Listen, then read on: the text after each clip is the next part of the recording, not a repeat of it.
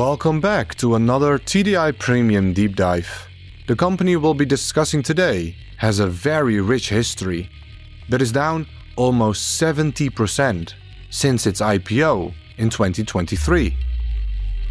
Imagine you're standing in a dimly lit, hyper-modern press room in Stuttgart on a beautiful morning. The air is thick, with the scent of expensive espresso and the unspoken tension of a multi-billion euro crisis. At the front of the room, Dr. Michael Leiters steps towards the microphone. He's a man who's navigated the high-stakes engineering worlds of Ferrari and McLaren, but he's only 70 days into his tenure as the CEO of Porsche. He is already being asked to perform an autopsy on what many consider the most catastrophic financial year in the brand's modern history. Behind him, a slide displays a number that seems almost impossible for a company that was, just a few years ago, the undisputed profit engine of the automotive world. An operating profit of just 413 million euros. That doesn't sound bad, right? Well, to put that in perspective, that was almost a 93% drop from the previous year. For every euro they were making just 24 months ago, they're now scraping together pennies. This is where our story starts. We're not just looking at a regular car company. We're looking at a cultural icon that has spent the last century trying to outrun its own history, while simultaneously selling that history as its primary product. To understand how Porsche ended up here and whether it can find its way back, we have to look past the polished chrome and the leather-stitched dashboards. We have to look at the human messiness, the family feuds, geopolitical traps, and the engineering gamble that defines Porsche. Let's take a drive through Memory Road and discuss Porsche.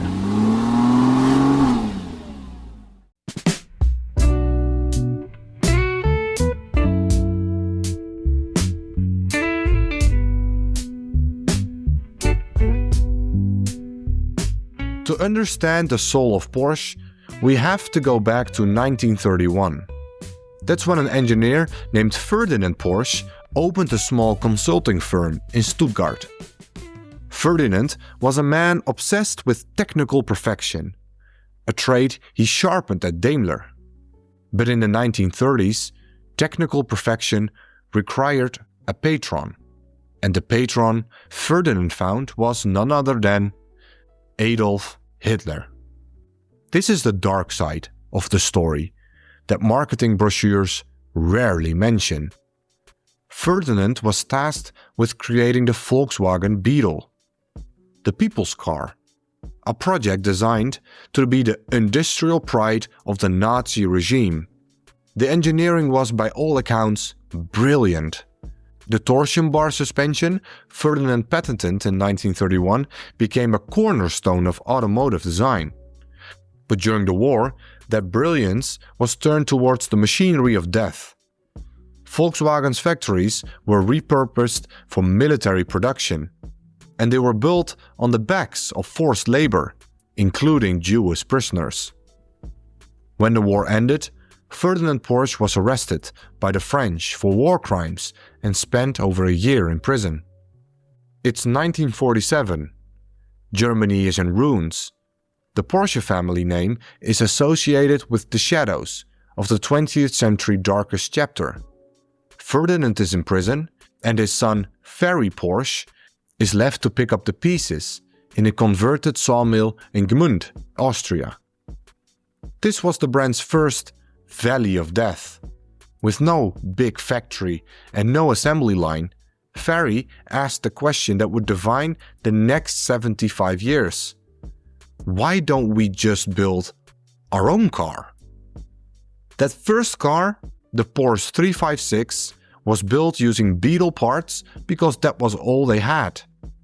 It wasn't beautiful. It was simple, efficient, but beautifully balanced. It was a sports car, born of necessity. By the time Ferdinand was released from prison, he saw a car that bore his name, not as a consultant he started out with, but as a manufacturer. The proceeds from early contracts were literally used to post bail for the elder Ferdinand. This was a company built on survival instinct, an important trait they would need again and again. By the early 1960s, the 356 was getting old. The company needed something new.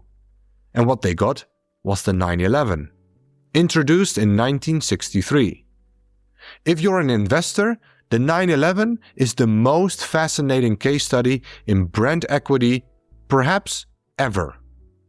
Originally called the 901, the name was only changed because Peugeot had a trademark on car names with a zero in the middle. Think about the discipline required to keep a design essentially unchanged for over 60 years. Porsche understood early on that in the luxury world, continuity is a form of currency. They did not reinvent the 911, they refined it. And this consistency created a mode of brand loyalty that few other car manufacturers can match. Even today, over 2/3 of all Porsches ever made are still on the road. I mean, that's a testament to engineering. It's a statistic that supports the resale value and the scarcity myth that allows Porsche to charge premium prices. But while the 911 was becoming an icon, the family behind it was becoming a battlefield. In the early 1970s, the third generation of Porsche and Piech families, the descendants of Ferdinand's son and Ferry and his daughter Louise, were essentially at each other's throats for control. The friction was cultural as much as it was professional. Ferry sent his children to creative Waldorf schools. Louise sent hers to militaristic boarding schools. The clash between creative Porsches and militant reached such a fever pitch that in 1972 the family made a radical decision. They would all withdraw from day-to-day management and hire professional managers. This move likely saved the company from imploding, but it didn't end the rivalry.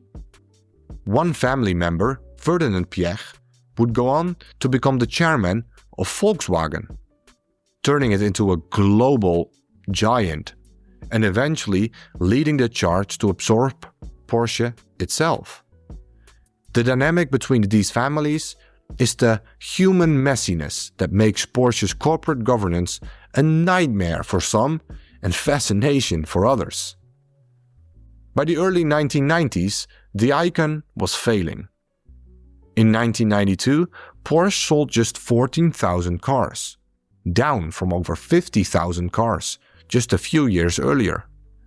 The company was losing $150 million a year, and the production process was an absolute disaster. Cars were being hand-built in inefficient ways that didn't scale. They were a niche manufacturer in a world that was moving towards mass market efficiency. Enter Wendelin Wiedeking in 1993. Wiedeking didn't look for answers in Germany. He looked to Japan. He brought in consultants, former Toyota manufacturing experts who were appalled by what they saw. They described the Zuffenhausen factory not as a car plant, but as a rust-covered death trap for capital. Wiedeking performed a lean revolution. He sawed the factory's storage shelves in half to force a reduction in inventory.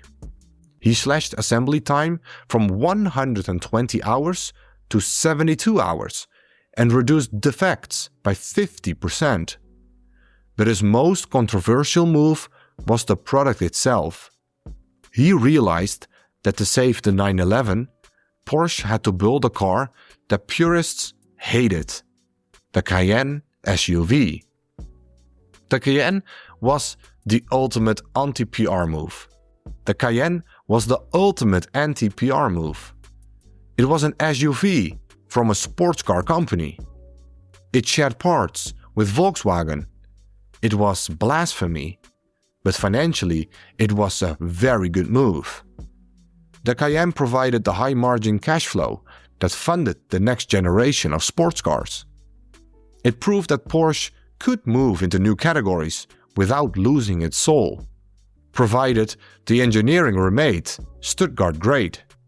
Flush with cash from the Cayenne and the Boxster, Porsche did something truly insane in 2008.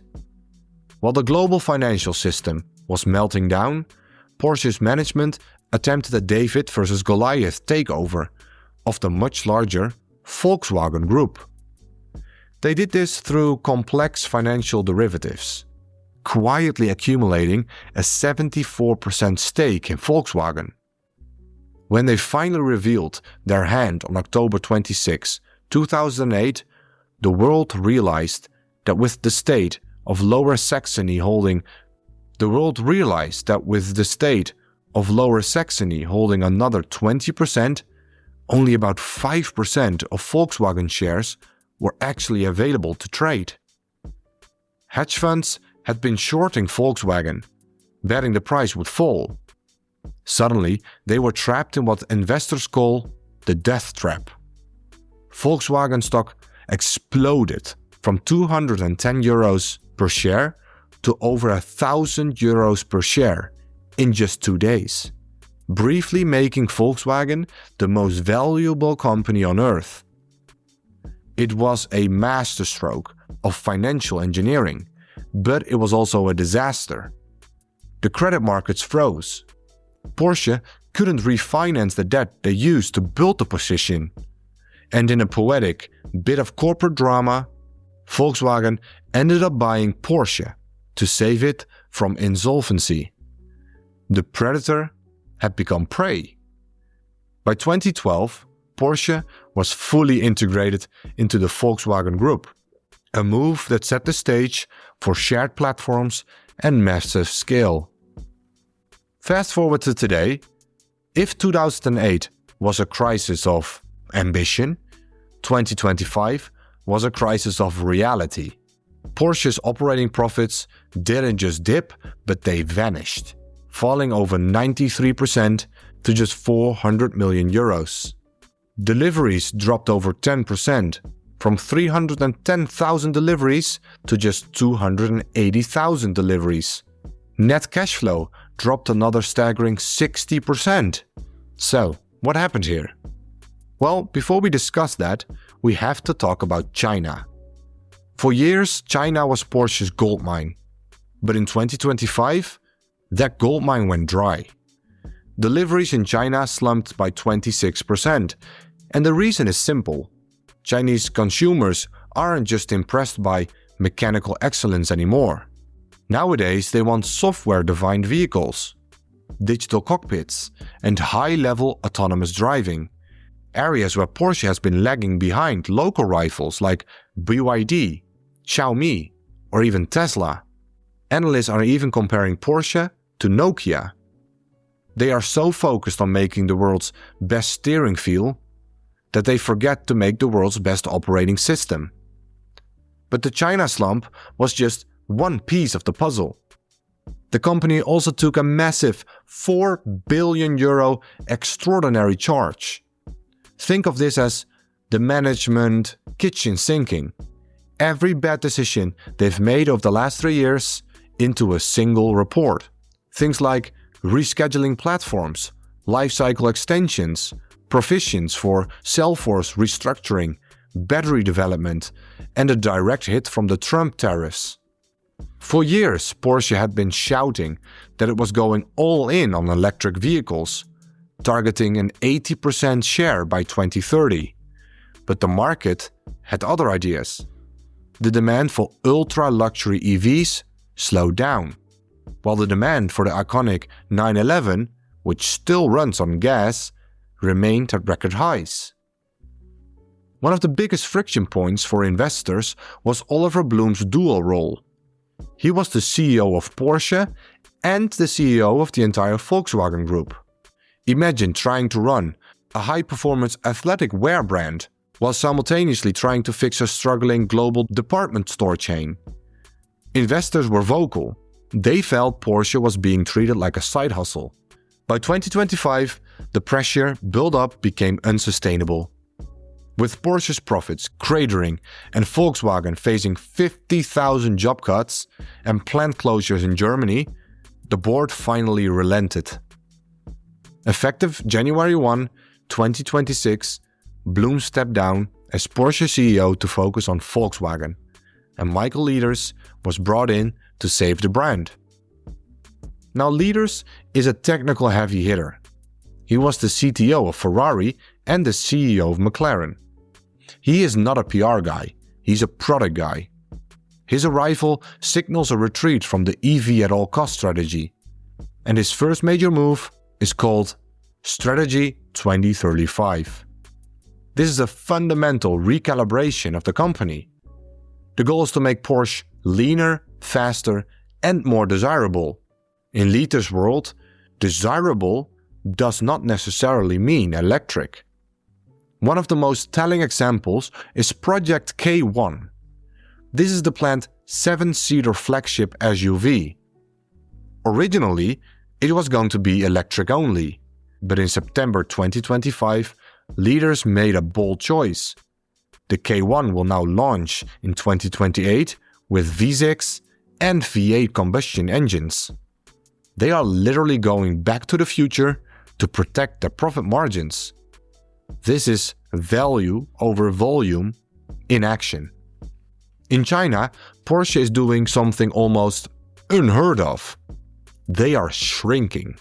Instead of fighting a price war with Chinese manufacturers, Porsche is cutting its dealership network by 30%, dropping from 150 outlets to just 80 in 2026.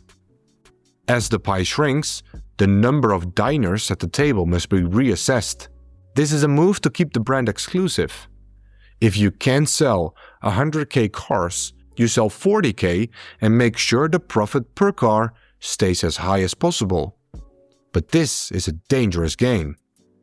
Dealers in some cities have already closed, leaving customers stranded and staff unpaid. There is a revolt brewing that could damage the brand's reputation for years. If you're looking at Porsche stock, you have to decide what you're buying. Are you buying a luxury brand like Ferrari or a premium brand like Mercedes? We think Porsche is more of a premium brand, not really a luxury brand. For example, in a tough year of 2025, Ferrari has achieved EBIT margins of almost 30%, while Porsche has achieved EBIT margins of just 1%. Even if we compare this to another premium player like Mercedes, they achieved EBIT margins in 2025 of around 12%. The market currently views Porsche as more Mercedes than Ferrari, and we think that's a fair assessment. Porsche is now being forced to prove that its Road to 20 program, the goal of a 20% operating margin, is still possible. Leiters is betting on the ultra-luxury niche. He wants to build models above the 911 that command even higher prices through customization. This is basically the Ferrari playbook. Sell fewer cars, but make each one unique, 7-figure assets. Management is asking for patience, calling 2026 a year of recalibration. They expect revenue to stay flat while they work through the restructuring costs. The dividend has been slashed as well. And we can't talk about a leaner, faster Porsche without talking about the people. To hit their targets, Porsche is cutting almost 2,000 jobs by 2029 and letting 2,000 temporary contracts expire. This is part of a broader failure at the Volkswagen Group level, which plans to cut a staggering 50,000 jobs in Germany by 2030. For a company that once prided itself on being a family business, the atmosphere has turned toxic. The worker councils are ready for demonstrations, and the management is holding onto power while profits evaporate. A demoralized engineering team cannot build the world's best cars. So where does that leave us? Porsche is a company defined by its ability to survive. It survived the wreckage of 1945, the inefficiency of 1992, and the financial overreach of 2008. But the crisis of 2026 is different. This is not just a financial crisis, but a crisis of identity, which is exactly what you're selling as a premium or luxury brand.